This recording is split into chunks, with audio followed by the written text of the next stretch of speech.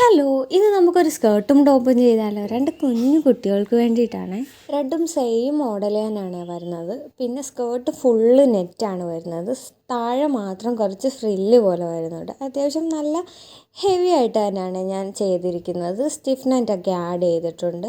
Cotton lining കൊടുത്തിട്ടുണ്ട്, satin കൊടുത്തിട്ടുണ്ട്.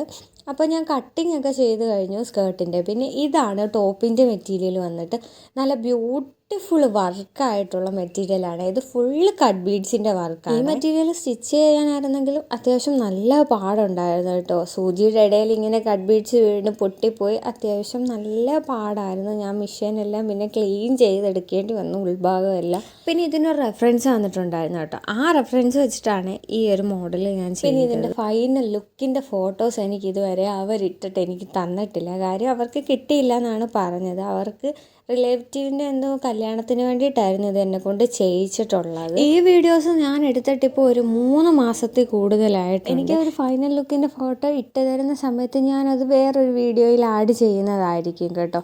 പിന്നെ ഞാൻ ഇത് ഇട്ട് കൊടുത്തിട്ടുള്ളത് നിധിവാവയ്ക്കാണ്. നിധിവാവയുടെ ഏകദേശം അളവ് തന്നെയാണ് ആ മോൾക്ക് വരുന്നത്. പിന്നെ എൻ്റെ റിലേറ്റീവാണ്, അതുകൊണ്ടാണ് ഞാൻ നിധിക്കിട്ട് കൊടുത്തത്. എന്തായാലും നിധിക്കിട്ടിട്ടായാലും നല്ല എനിക്കാണെങ്കിൽ ഭയങ്കരമായിട്ട് ഇഷ്ടപ്പെട്ടു. ഊരാൻ നേരത്താണെങ്കിൽ നല്ല കരച്ചിലുമായിരുന്നു. അപ്പോൾ ഇതാണ് ഫൈനൽ ലുക്ക് വരുന്നത്.